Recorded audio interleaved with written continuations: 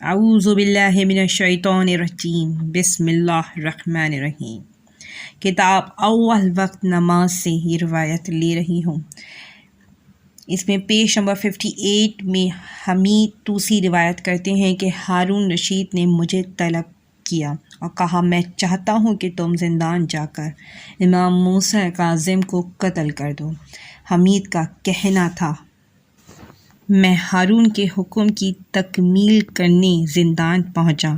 اس وقت نماز کا وقت ہو چکا تھا۔ میں نے دیکھا کہ حضرت امام موسیٰ کاظم صلی اللہ علیہ وسلم نماز پڑھ رہے ہیں اور دو شیر، ایک آپ صلی اللہ علیہ وسلم کے دائیں جانب اور دوسرا آپ کے بائیں جانب کھڑے ہوئے ہیں۔ میں بہت ڈر گیا اور فوراً واپس ہارون کے پاس چلا آیا۔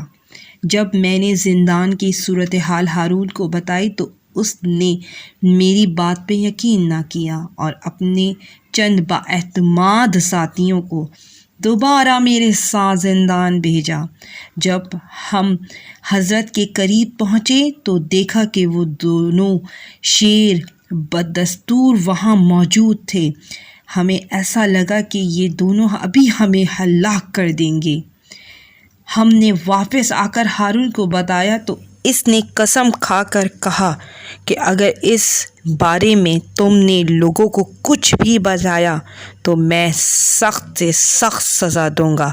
چنانچہ جب تک ہارون زندہ رہا ہم نے وہ واقعہ کسی کو نہ بتایا۔ For more videos subscribe my channel and like my videos please. اللہ حافظ، نیکسٹ ویڈیو میں ملیں گے انشاءاللہ۔